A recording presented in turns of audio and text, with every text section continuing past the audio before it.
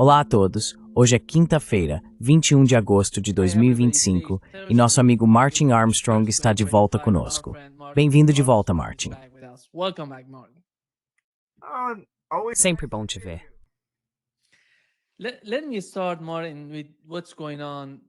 Deixe-me começar, Martin, com o que está acontecendo entre os Estados Unidos e a Rússia e o que a Europa está tentando fazer em relação ao caso da Ucrânia. Na sua opinião, o Ocidente pode se dar ao luxo de perder a Rússia como inimiga? Isso é possível, mesmo com Donald Trump e sua administração em Washington.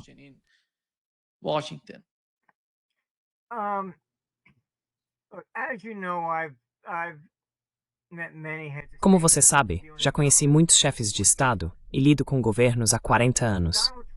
Donald Trump é diferente, e foi isso que concluí. Um político não tem problema em mandar alguém para a guerra, porque acho que eles são ensinados, basicamente, a não pensar nas pessoas que morrem no campo de batalha. Isso é apenas dano colateral. Temos que vencer.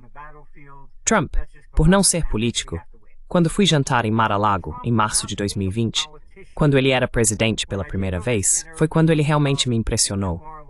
Ele disse que queria tirar as tropas do Afeganistão, mas foi o motivo que chamou a atenção.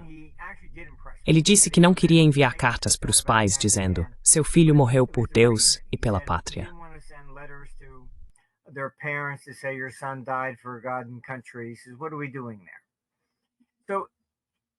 Ele diz: o que estamos fazendo lá?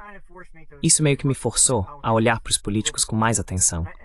E essa foi a conclusão a que cheguei: que um político de carreira nunca pensa nas pessoas que morrem. Só precisamos vencer.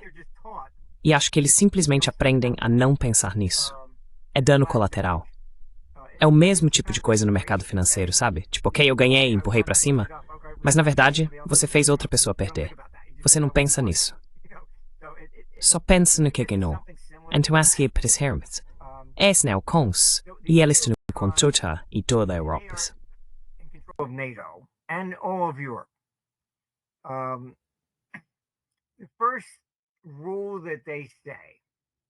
A primeira regra que eles dizem é nunca falar com o inimigo, porque assim você pode acabar tendo paz. Por isso que todos esses líderes europeus ficaram muito irritados com a audácia de Trump de ligar para o Putin. Eu conversei com 3 países de lá e perguntei: alguém já pegou o telefone para ligar para o Putin? Me deu um nome, e nenhum deles deu. Eu disse: como vocês podem dizer que não há paz se nem tentam? E eu acho que eles são doutrinados do mesmo jeito que todos os outros neoconservadores. Eles não querem paz. Eu não seria muito otimista em relação à paz aqui, porque acredito que a Europa vai fazer de tudo para sabotá-la.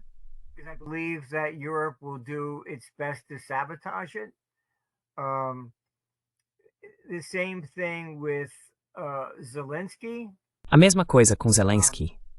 Eu tinha informações, passei adiante, e agora acho que está em todo lugar, de que ele vinha transferindo 50 milhões de dólares por mês, se preparando caso acabasse perdendo, enviando para suas contas secretas nos Emirados Árabes Unidos.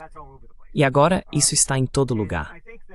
E eu acho que, sabe, veja, Zelensky é profundamente odiado na Ucrânia. A maior parte do que você vê na imprensa, ou em qualquer outro lugar, são apenas mentiras descaradas e propaganda. Quero dizer, tínhamos 2 funcionários na Ucrânia, um em Donetsk e um em Kiev, então dos 2 lados. E inicialmente você tinha, sabe, Putin. A Rússia enviou uma coluna inteira de tanques bem na porta de Kiev.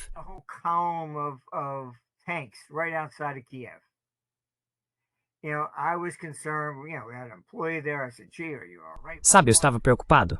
Tínhamos uma funcionária lá. Eu perguntei: poxa, você está bem? O que está acontecendo? E ela disse: eles não estão fazendo nada. É só uma demonstração de força. Sabe, ele poderia ter tomado Kiev ali mesmo se quisesse. Ele não fez isso. Esse não é o objetivo aqui, apesar de toda a propaganda que eles divulgam o tempo todo. Zelensky. Olha, o financiador dele foi o mesmo oligarca que criou a Burisma, sabe? A empresa de energia que contratou o Hunter Biden. O mesmo cara que colocou o Zelensky lá. A corrupção lá é simplesmente absurda.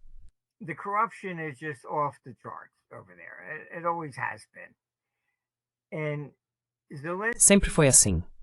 E Zelensky suspendeu todas as eleições porque sabe que perderia. As pesquisas que recebo da Ucrânia mostram no máximo 25% de aprovação. E não dá para culpá-lo, quero dizer. Ele sequestrou pessoas, mandou-as para a linha de frente. No início, quando isso começou em janeiro, acho que foi em 4 de janeiro, publiquei que 100 mil ucranianos já tinham sido mortos. E recebi todo tipo de mensagem de ódio. Ah, isso é propaganda russa. Blá, blá, blá. Eu disse, sério, desculpe, isso vem da Ucrânia, não da Rússia. E então a Ursula se levantou e fez um discurso, e eu coloquei no meu blog. Ela declarou que 100 mil ucranianos tinham sido mortos. Zelensky disse que isso era basicamente informação de segurança nacional, e ela teve que retirar.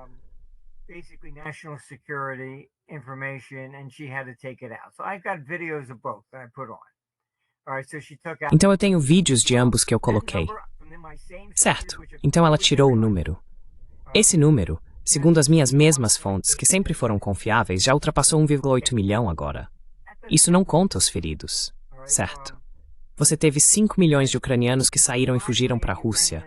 Você teve 8 milhões que fugiram para a Europa. Quero dizer, estamos falando de, sabe, mais de 10% das pessoas que estavam lá estão mortas. Para quê? Sabe, pelo que eles estão lutando. Quando eu converso com ucranianos, eles já não sabem mais. O Donbass, basicamente, era majoritariamente russo desde o início. E a maioria das pessoas não percebe, mas Khrushchev nasceu lá na fronteira. Seu sucessor, Brezhnev, nasceu no Donbass. Stalin era da Geórgia. Stalin was from Georgia. So one of the debates in Moscow is Então um dos debates em Moscou é: quem é realmente russo? Olha, essas coisas são complicadas, é uma bagunça. E eu conheço alguns desses neocons. Já até jantei com eles. E é difícil entendê-los. Nós vimos, sabe, vídeos do Lindsey Graham dizendo: esse é o melhor dinheiro que já gastamos para matar russos. Quero dizer, se você dissesse isso sobre negros, islâmicos ou qualquer outro grupo, seria considerado um crime de ódio. Como é possível dizer isso simplesmente sobre o povo russo? Por quê? O que está motivando isso? E tudo o que posso supor aqui é que essas pessoas cresceram odiando russos, na época do Khrushchev, comunistas, ou o que seja. E o comunismo caiu por si só. E eles estão apenas irritados porque não puderam atirar em ninguém.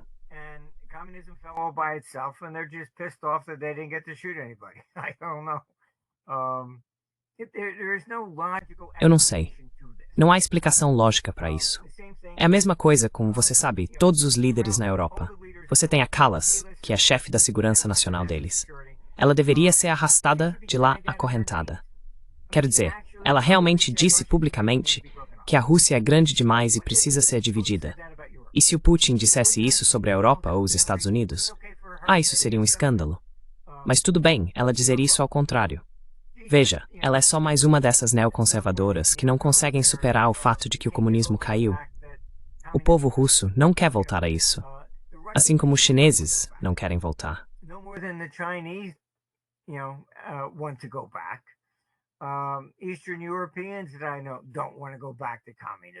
Os europeus orientais que eu conheço não querem voltar ao comunismo. Talvez você encontre uma exceção.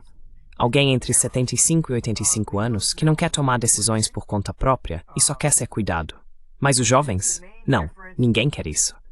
Sabe, a principal diferença com o comunismo, e eu estive dos dois lados, quero dizer, eu fui atrás da cortina de ferro e já estive na China. Eu diria que a diferença entre as duas versões era que Stalin era paranoico, então ele ensinava as crianças. Se seu pai disser algo contra o Estado, denuncie, porque o Estado é realmente seu pai. Ele se preocupava com o que você diria para sua esposa.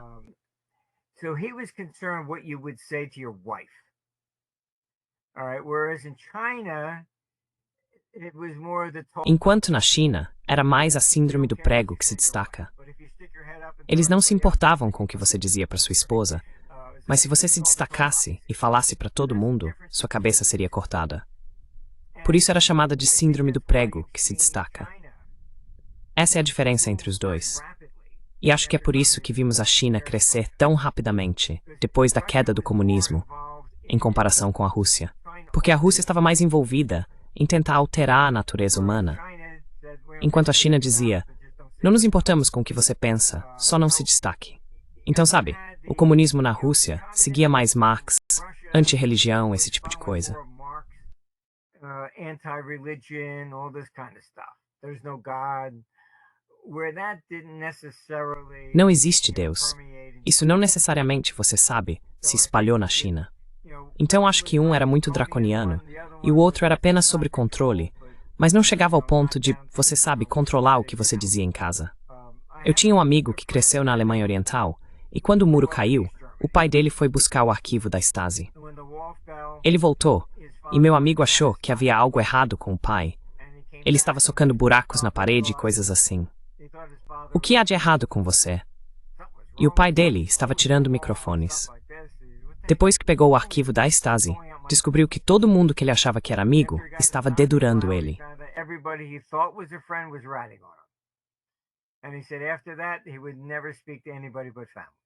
E ele disse que depois disso, nunca mais falaria com ninguém além da família. Quero dizer, essa é a verdadeira diferença. Era como, o que você está dizendo? O que você está pensando?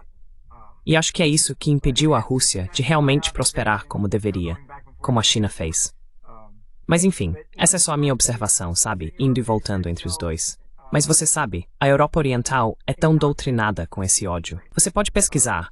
O ex-chanceler da Alemanha, em 1888, Bismarck, na verdade declarou que a Europa seria engolida por uma grande guerra e que ela viria dos Balcãs.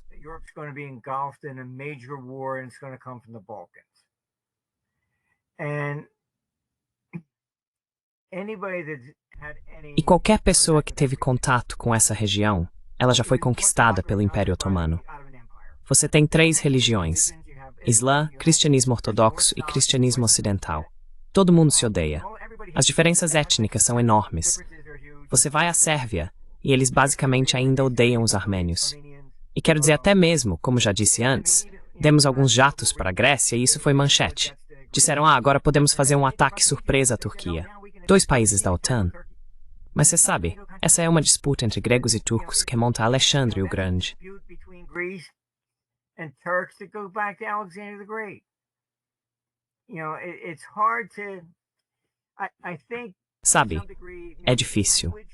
Acho que até certo ponto talvez a linguagem perpetue essas diferenças étnicas. Quero dizer, aí você também tem a religião envolvida. É tipo Irã versus Israel. É o meu Deus contra o seu Deus. Não são coisas negociáveis. Como eu te dou esse pedaço de terra, você me dá aquele. Quando se fala de religião, isso não funciona muito bem. Então os Balcãs sempre foram uma bagunça. E não vejo isso mudando. Como você sabe, quando estavam formando o euro, vieram falar comigo e lembro de uma conversa que tive. Eu disse, vocês não entendem realmente o que fez a América ser grande. E eles perguntaram, o quê? Eu disse, foi a discriminação.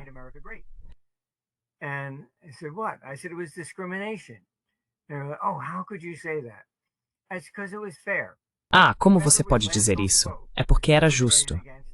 Quem era o último a sair do barco era discriminado até aprender inglês para conseguir um emprego. Depois que isso acontecia, você perguntava a um americano, o que você é? Sou meio irlandês, meio italiano. Seja lá o que for. Todo mundo se casava entre si. Você não vê isso na Europa. Você não vê alguém da Escócia descendo e se casando com alguém da Sicília. Tenho certeza de que há 1 ou 2 casos. Mas não é comum, porque não existe essa comunhão de idioma. Quero dizer, eu tinha um amigo francês e ele ficou chateado porque a filha dele estava namorando um alemão. Era tipo, você sabe o que eles fizeram com a gente, né? Essas velhas mágoas, ou o que for, ainda estão lá.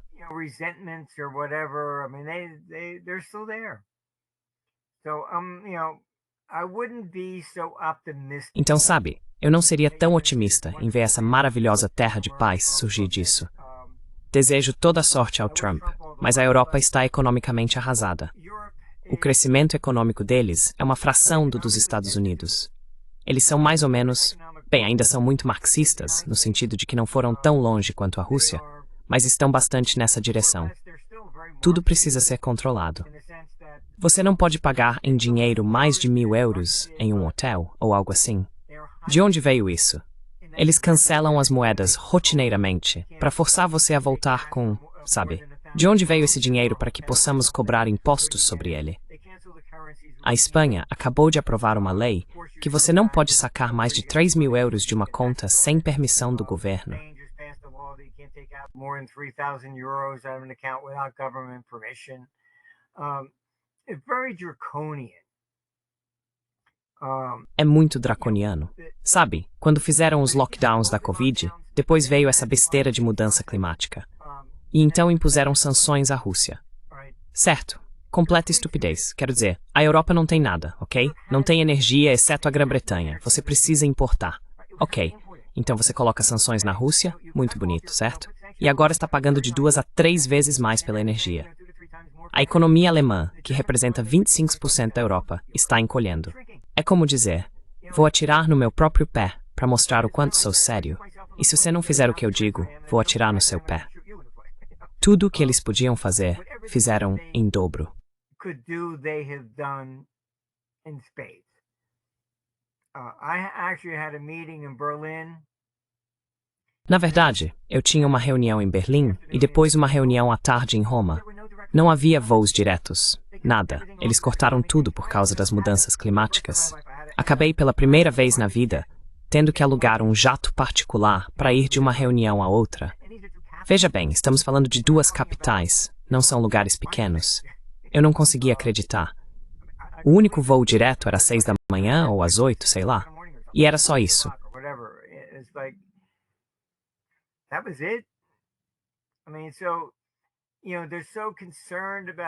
Quero dizer, eles estão tão preocupados com clima, isso e aquilo.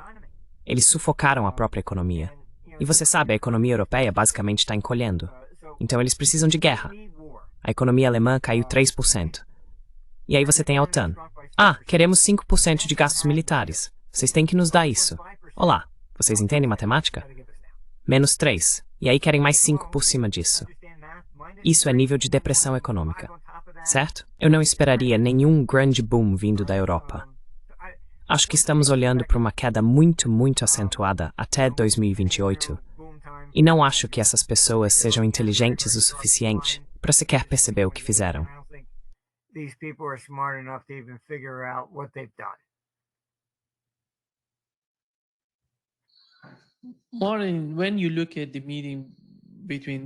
Martin, quando você observa a reunião entre Donald Trump, os europeus e Zelensky, na sua opinião, qual era o desespero ali? Todos vieram aos Estados Unidos para conversar com Trump. Qual era o medo deles? Qual era a principal preocupação deles, na sua opinião? Paz? Peace.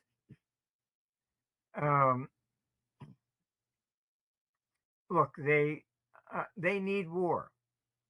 Olha, eles precisam de guerra. O que você faz psicologicamente? E tem um livro que eu recomendaria, chama-se Obediência à Autoridade, do Stanley Milgram. E isso é bem conhecido. Certo, quando você tem um problema econômico, você precisa de um inimigo psicológico, certo? Então você demoniza seu oponente. Fizeram isso com Saddam Hussein. Ele é mau, é um ditador, é isso, é aquilo. Certo? Você tem que demonizar alguém. Estão fazendo isso com Putin, certo? Tentaram isso com Trump, certo?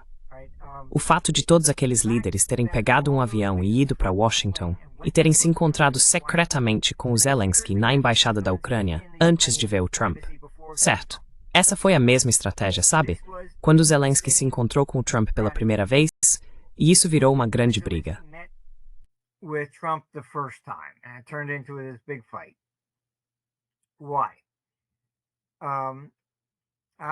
Por quê? Eu tinha informações das minhas fontes ucranianas, que sempre foram corretas, certo? Que Boris Johnson tinha pegado um avião e estava em Kiev 3 dias antes. Era só para ser uma assinatura em Kiev. E ele disse ao Zelensky, não, você insista em ir à Casa Branca e constranger o Trump. Eles achavam que podiam constranger o Trump, fazê-lo parecer fraco. Então, continuaram mandando dinheiro e a guerra continuou. Eu repassei essa informação. Por isso que a primeira reação foi, sabe, o que diabos está acontecendo aqui? E sabe, você olha para a imprensa, ele foi bem recebido dessa vez, comparado à primeira. Eles não sabem. Honestamente, como dizemos nos Estados Unidos, eles não sabem a diferença entre a bunda e um buraco no chão. Eles não sabem do que estão falando.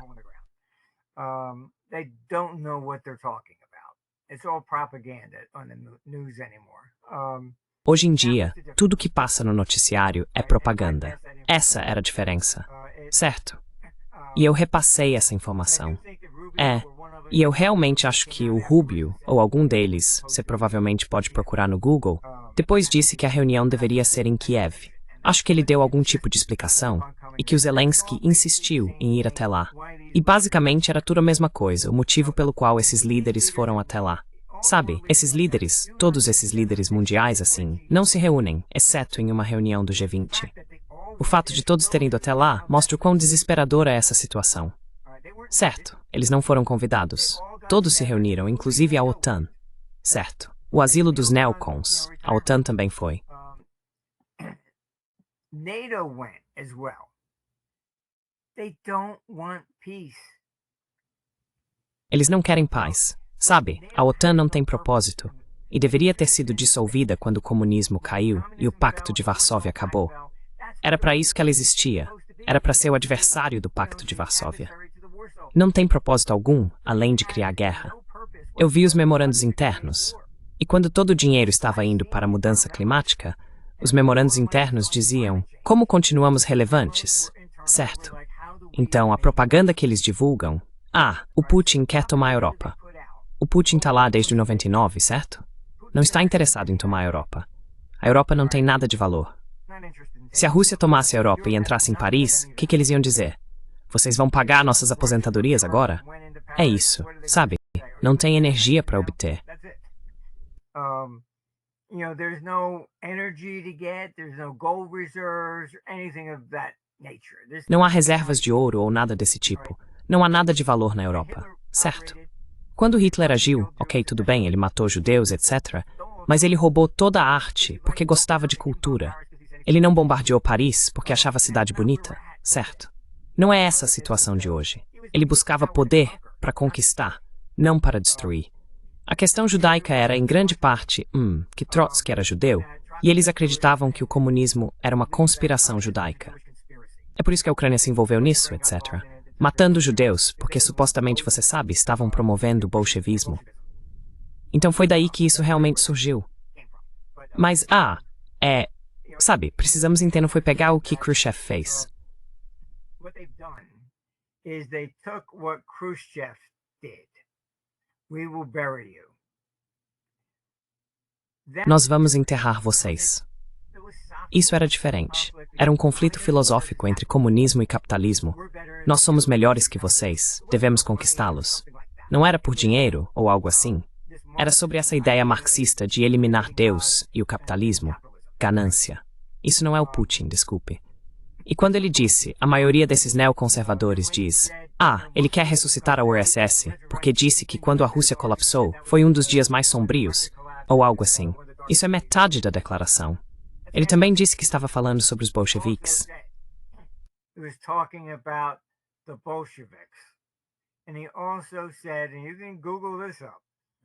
E ele também disse, você pode pesquisar isso no Google, que Lenin era apenas um bolchevique e não um estadista.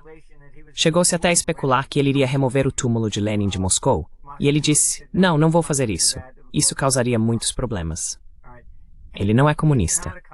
O que ele estava dizendo era que o Império Russo dos Tsares foi destruído pelos bolcheviques, não sobre ressuscitar o comunismo ou a URSS. Vamos lá. As pessoas não teriam.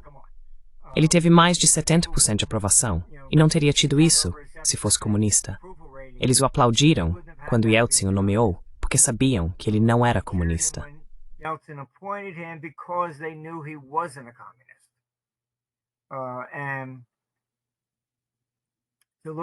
E para olhar os fatos reais, ao mesmo tempo, os antigos comunistas da URSS haviam apresentado um pedido de impeachment contra Yeltsin, certo? Então, Yeltsin estava sendo pressionado pelos neocons de um lado e pela URSS do outro. Foi por isso que ele recorreu ao Putin, porque ele não era um oligarca e não era um comunista. Por isso o povo o aplaudiu. Ficaram aliviados por terem alguém no meio termo. Basicamente é isso. E essa bobagem que continua, onde demonizam o Putin para fingir que ele é o Khrushchev ou algo assim. Depois teve o Zelensky tentando assassiná-lo alguns meses atrás.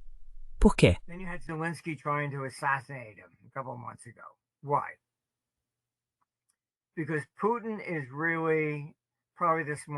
Porque o Putin provavelmente é o homem mais inteligente na mesa. E ele realmente sabe onde isso vai dar. seria a Terceira Guerra Mundial, e ele não quer chegar a esse ponto. Eu até tenho os documentos desclassificados da época em que o Clinton se encontrou com ele. Ele disse, esse cara é realmente inteligente. Todo mundo que já se encontrou com ele diz a mesma coisa. O Zelensky tentou derrubá-lo. Por quê? Porque o Putin já estabeleceu muitos limites. Se vocês derem mísseis de longo alcance para nos atacar, acabou. A OTAN faz isso. A OTAN já ultrapassou todos os limites. Por quê? Eles estão desesperados para que ele ataque qualquer coisa da OTAN para poderem dizer que ele é o agressor. Na psicologia, isso se chama Rally Around the Flag, união em torno da bandeira. In psychology, they call it rally around the flag. All right. You get your enemy to do something, that's what Você faz com que seu inimigo faça algo. É disso que se tratam as operações de bandeira falsa, etc. Você faz com que seu inimigo ataque você, e então seu povo se levanta para se defender. Mas eles não vão se levantar e dizer, vamos pegar esse cara porque acho que ele é ruim. Não, eles não estão interessados. Certo? É uma tática psicológica padrão que os governos usam. E então o Zelensky tentou assassiná-lo. Ele sabe o que eu sei. Se você eliminar o Putin, isso vai ser muito ruim. Por quê? Porque você vai acabar com alguém como Medvedev, que não é tão inteligente, e vai responder emocionalmente. É isso que eles querem. E então, boom. Pronto. Apertei o botão. Okay, that's it. I'm pushing the button, you know. That's what they want. They want to provoke. É isso que eles querem. Eles querem provocar a Rússia a qualquer tipo de ataque para poderem dizer que ele é o agressor. E o Putin é inteligente. Ele entende essa tática psicológica. E é por isso que ele recuou em todas as situações. Isso realmente representa um problema político para ele internamente, porque as pessoas acabam vendo como fraco.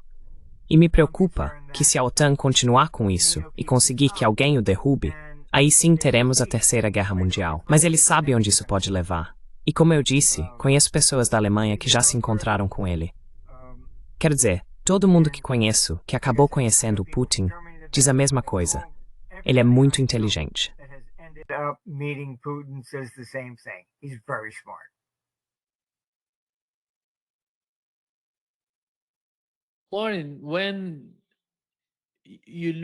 Lauren, quando você observa a maneira como Donald Trump tentou lidar com o conflito na Ucrânia, me parece que há algum tipo de falta de comunicação por parte do governo Trump com os europeus, ou eles não estão sendo totalmente honestos com eles. Eles precisam dizer que existe algum tipo de limitação sobre o que podemos fazer na Ucrânia. Não resta mais nada lá. Como lutar? Não importa quantas armas você vai enviar para a Ucrânia. Não importa o quanto você tente pressionar a Índia e a China. Porque, não sei se você viu Scott Bessent falando sobre a situação com a Índia e a China, e como durante a guerra na Ucrânia, a importação deles de petróleo russo tem aumentado. Aqui está o que ele disse antes de eu pedir seu comentário sobre isso.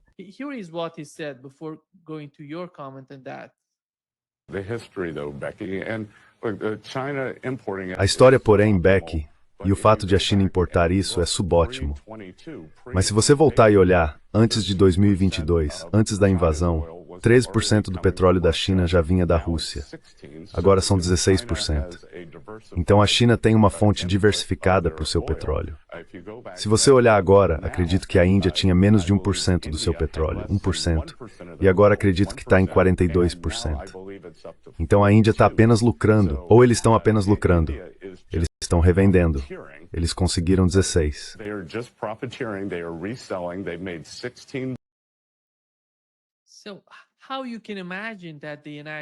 Então, como você pode imaginar que os Estados Unidos poderiam enfrentar a Índia e a China ao mesmo tempo?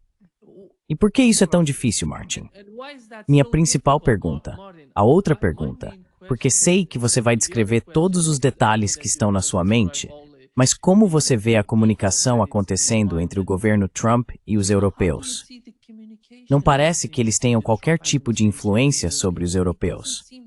Vimos um grande espetáculo em Washington, na Casa Branca, resultado disso.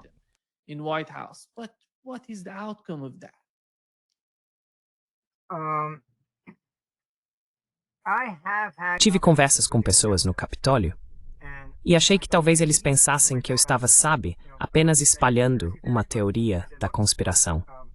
Mas eu disse, olha, na minha opinião, precisamos sair da OTAN. A Europa vai te apunhalar pelas costas e a OTAN vai criar uma falsa bandeira e tentar nos arrastar para isso. A resposta foi, sim, nós sabemos, você está certo. O conflito com a Europa.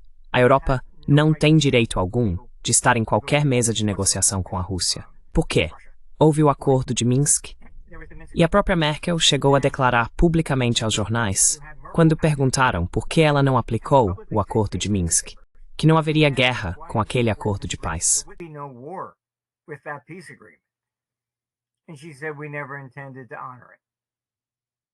E ela disse, nunca tivemos a intenção de cumprir isso.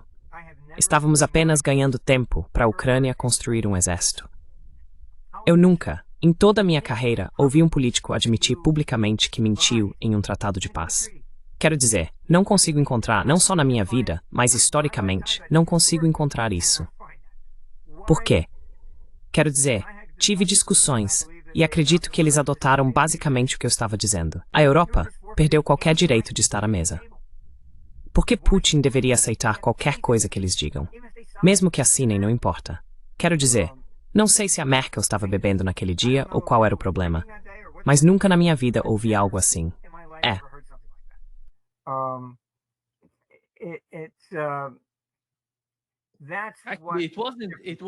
Não foi só a Merkel que falou sobre isso. Tivemos François Hollande, o presidente da França. Essas duas pessoas eram os garantes do Minsk II. Eles vieram a público e disseram que era uma farsa. Estávamos apenas manipulando a situação. Estávamos preparando a Ucrânia. Pode continuar.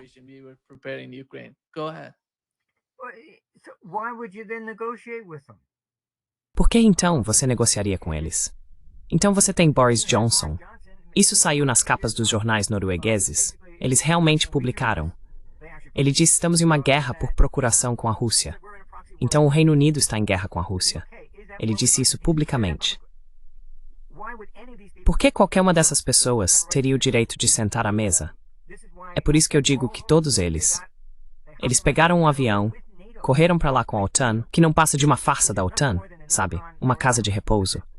É só isso. E é aí que está a quebra na comunicação. Em conversas eu disse claramente, olha, a Europa vai apunhalar o Trump pelas costas. Eles não são confiáveis. Eles têm sua própria agenda. Eles querem guerra porque economicamente estão em colapso.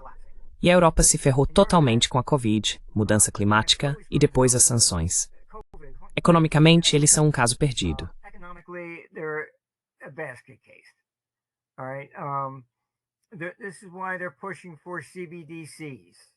É por isso que eles estão pressionando pela implementação das CBDCs. Eles estão tentando colocá-las em funcionamento até outubro. Eu acho que provavelmente mais para janeiro. Eles rotineiramente cancelam suas moedas. É por isso que o dólar é realmente a moeda de reserva. Cerca de 70% dos dólares em papel estão fora do país, porque você pode usá-los em qualquer lugar, e as pessoas sabem que eles não são cancelados. Ok, notas de 500 euros. Acabaram. Suíça, cancelada. Uma nota de libra esterlina de 20 anos atrás, sumiu, não vale nada. O Canadá cancelou todas as suas notas de alta denominação. Os Estados Unidos nunca fizeram isso. Agora é por isso que Trump propôs reemitir a nota de 500 dólares. Isso também tenderia a apoiar toda a questão do dólar globalmente, porque é isso que realmente sabe. Eu sei que muita gente não gosta necessariamente do fato de o dólar ser uma moeda de reserva.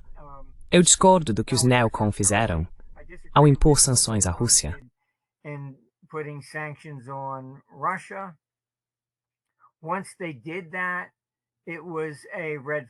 Quando eles fizeram isso, foi um sinal de alerta. Foi isso que criou o BRICS. Eles até ameaçaram a China. Se você ajudar a Rússia, faremos o mesmo com você. Sério, seu idiota? Tudo bem. Então a China tem se livrado dos títulos do Tesouro dos Estados Unidos. Tudo bem. Eles criaram o BRICS porque vocês transformaram o dólar em uma arma militar. Quando vocês fizeram isso, o governo Biden fez isso, acabou. Eu já argumentei isso em Washington. Acredito que é por isso que o Trump está fazendo essa coisa da nota de 500 dólares, para tentar reverter isso de alguma forma.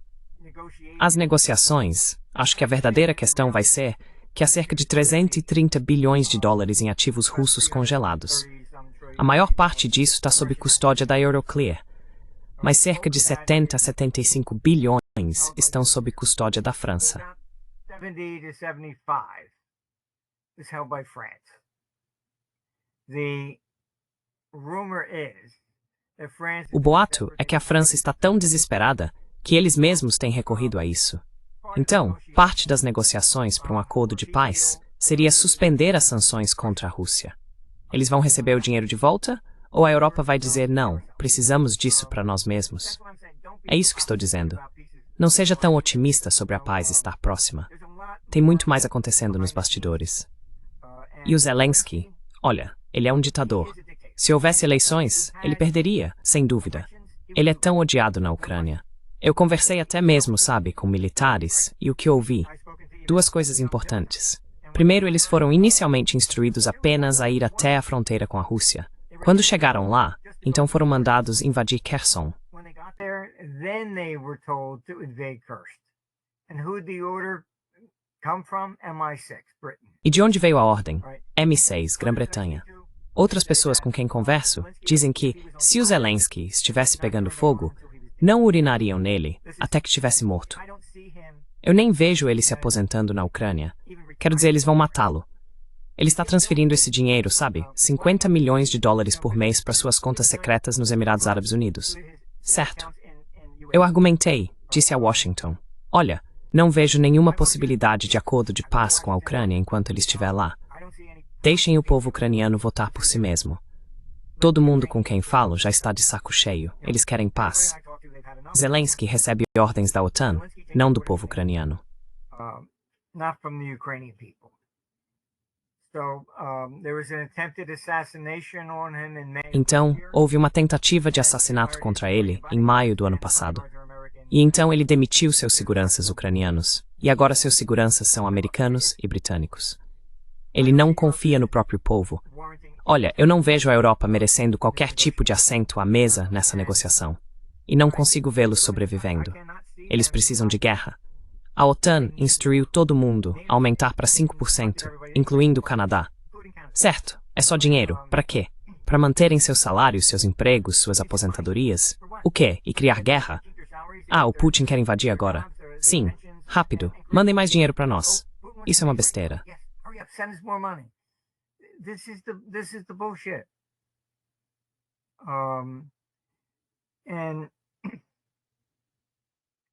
But that's what they have to say to keep the money going. Mas é isso que eles precisam dizer para continuar enchendo os próprios bolsos. É por isso que eu digo que a OTAN em primeiro lugar, foram exatamente esse tipo de acordos que criaram a Primeira Guerra Mundial. Você invadiu isso, tem que fazer aquilo, tem que fazer aquilo outro.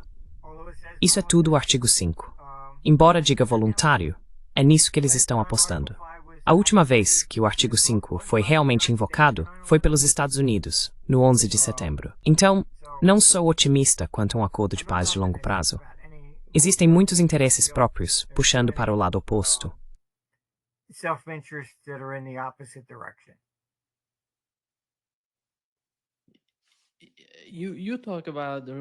Você fala sobre remover Zelensky e vê Zelensky como um dos principais obstáculos para alcançar qualquer tipo de paz na Ucrânia. Mas é muito importante saber quem vai substituí-lo. Quem estará na linha para ser, sim. Oh yeah, it's look. Olha, como eu disse, tínhamos funcionários lá e me disseram desde o início que eles não acreditavam que o Zelensky tivesse vencido a eleição. Eles achavam que tudo tinha sido manipulado, do mesmo jeito que você está vendo na Romênia. O fato de o financiador dele ser o mesmo cara por trás do Hunter Biden, quer dizer, tudo isso cheira, sabe, a ovo podre, de verdade. E aí ele suspendeu as eleições, então nunca mais precisa fazer de novo. E aí, você vê todos esses europeus e ele dizendo, o Putin é um ditador. Sério? Ele já concorreu em eleições 2 vezes. Você não. Pior, você ouve isso vindo da UE. Procura no Google. From the EU. Google it. Ursula is the head of the EU. She has never stood. Ursula é a chefe da UE. Ela nunca concorreu a nenhuma eleição, nem mesmo para zeladora de cães. Certo? Eles são indicados. Sabe, quando criaram o euro, vieram até mim. Eu conheci o Klaus Schwab. Foi criado deliberadamente para impedir a democracia. Você pode votar para o parlamento? Muito bonito. Olhe para isso. Não tem direito de fazer legislação. Nada. A legislação é feita nos bastidores por pessoas não eleitas. Ursula, Klaus, todos eles, nenhum deles se candidata à eleição. Nenhum. Então foi tudo montado desse jeito de propósito, para que eles possam ser ditadores, e as pessoas são burras demais para realmente saber o que é bom para elas. Então nós é que devemos tomar as decisões por elas. É isso.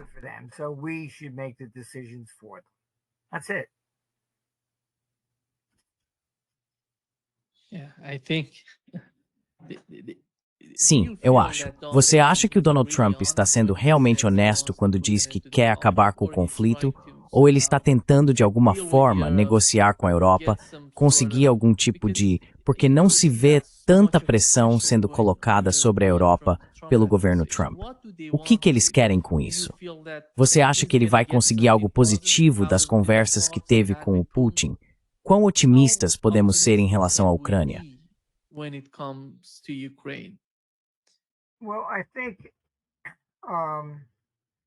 Bem, eu acho que ele e Putin estão na mesma sintonia. Não só ele. Quero dizer, veja, eu conversei diretamente com o AFK. Eu sei que eles realmente são anti-guerra. Não posso dizer o mesmo de pessoas como Lindsey Graham ou qualquer líder europeu de forma alguma. E por isso eu acredito que o que você está vendo é um desejo legítimo de paz. Mas a Europa vai apunhalá-los pelas costas. Eles não querem paz. Sabe, o motivo de todos eles terem corrido para pegar o avião e ir para lá? Vamos ser honestos. A Ucrânia não poderia fazer nada sem a inteligência dos Estados Unidos. Nada. Certo? Se o Trump cortar isso, eles estão mortos. Ok? Você tem o Macron vindo a público, dizendo para a Alemanha, nós vamos fornecer armas nucleares para vocês. A França tem suas próprias armas nucleares, que agora fazem parte da OTAN, e diz, nós vamos fornecer o guarda-chuva nuclear para a Europa.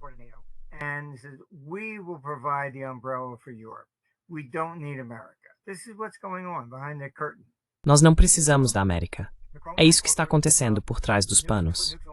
Macron ofereceu colocar armas nucleares nos caças da Alemanha, etc. Eles querem mais.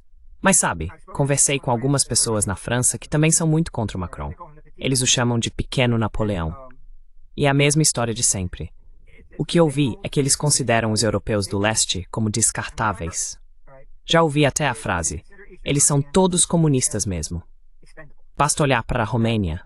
A OTAN está construindo a maior base da Europa na Romênia para atacar a Rússia.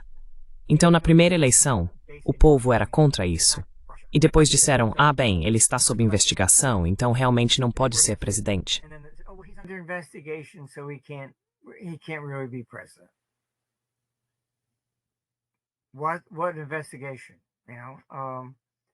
Que investigação? Ele é pró-Rússia. Não, ele é pró o próprio povo, o povo romeno.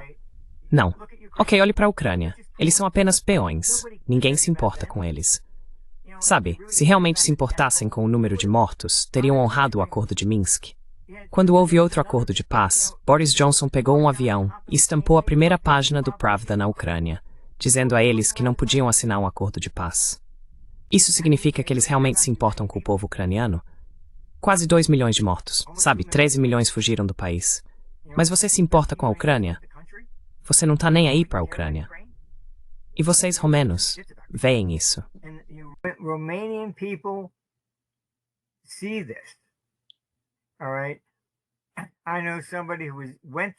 Tudo bem. Eu conheço alguém que foi lá para a segunda eleição. Disseram que o Macron voou para garantir que a Europa vencesse. Tudo bem. Então vocês, romenos, sabem que são apenas peões. Vocês serão dizimados do mesmo jeito que a Ucrânia. Vão lá matar alguns russos. Não nos importamos se restar apenas um romeno de pé. Essa atitude que eu ouço é de que eles acham que podem usar o povo da Europa Oriental para derrubar a Rússia sem se machucar. As besteiras que eu vi. O Putin nunca usaria uma bomba nuclear, porque sabe que isso se voltaria contra ele. Isso é o que Júlio César disse há mais de 2000 anos. As pessoas acreditam no que querem acreditar. Ele estava certo. Eles querem pensar que podem derrubar a Rússia. Olha, pesquise no Google.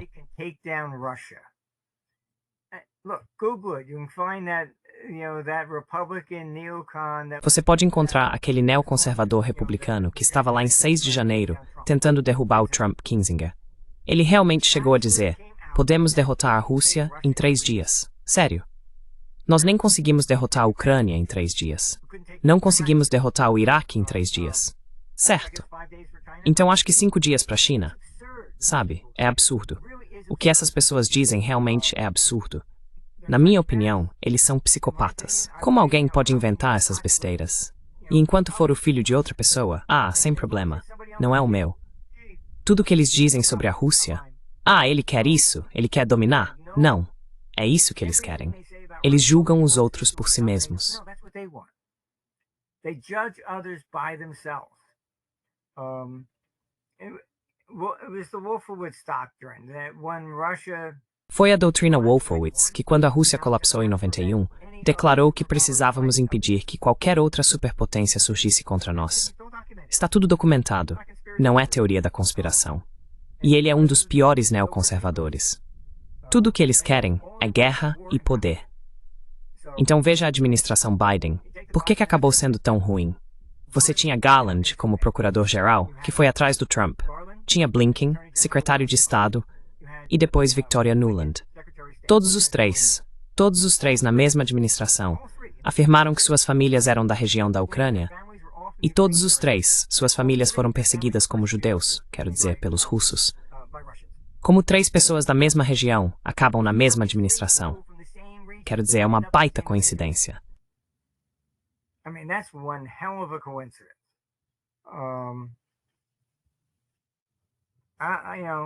Look, I have a lot of friends from around the world. I've never. Olha, eu tenho muitos amigos de várias partes do mundo. Nunca vi 2 com históricos idênticos. Aqui você tinha 3. E todos eles admitem isso.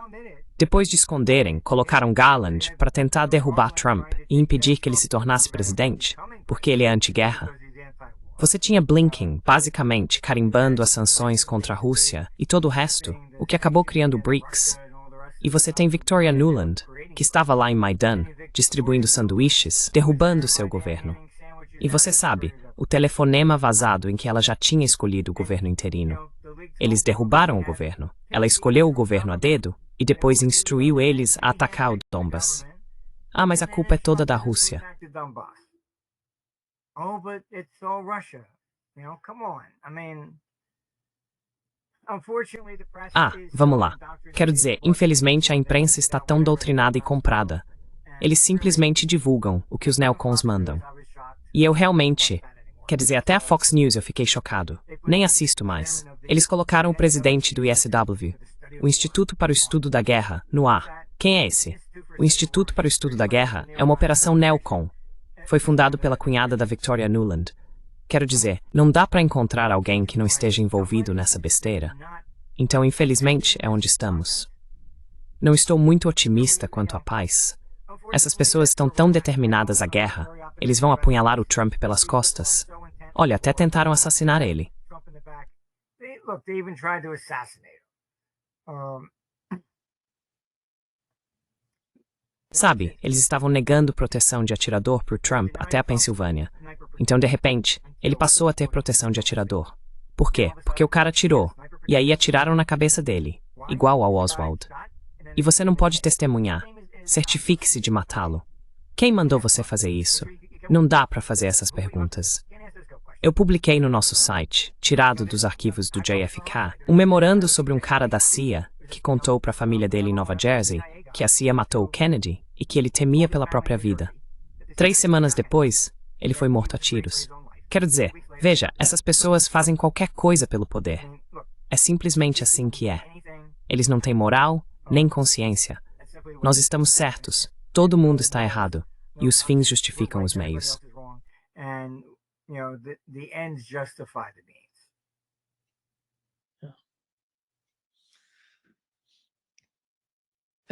Muito obrigado, Martin, por estar conosco hoje. É sempre um grande prazer. Eu gostaria que fosse um pouco melhor, mas como eu disse, não estou tão otimista de que realmente veremos paz a longo prazo aqui. E acredito que a Europa vai simplesmente apunhalar o Trump pelas costas.